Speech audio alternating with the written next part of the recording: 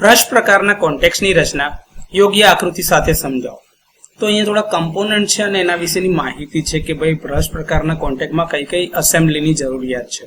તો સૌથી પહેલા બ્રશ કોન્ટેક્ટ પોતે.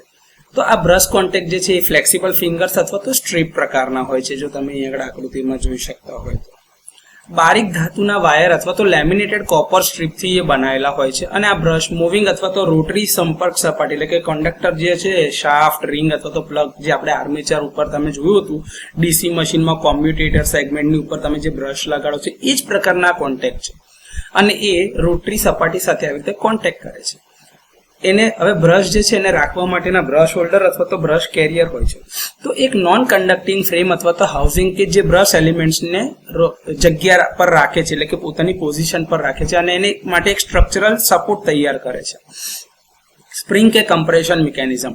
હવે આ કોન્ટેક્ટ સપાટી સાથે સારો ઇલેક્ટ્રિકલ કોન્ટેક્ટ સુનિશ્ચિત કરવા માટે એના ઉપર કન્ટિન્યુઅસ પ્રેશર એટલે કે સતત દબાણ લાગુ કરવું જરૂરી છે અને એના માટે સ્પ્રિંગ અથવા તો કમ્પ્રેશન મિકેનિઝમ લગાવેલું હોય છે જેનાથી ઘસારો અને વાઇબ્રેશનનો સામનો કરી શકાય અથવા તો ઓછા કરી શકાય.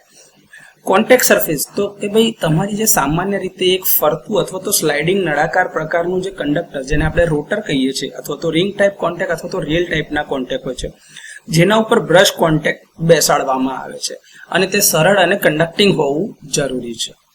આર્ક ચેમ્બર એ ઓપ્શનલ છે. હાઈ વોલ્ટેજ એપ્લિકેશન માટે બ્રેકિંગની કામગીરી દરમિયાન આર્કને સુરક્ષિત રીતે કંટ્રોલ કરવા માટે આર્ક ચેમ્બર આપવામાં આવે છે.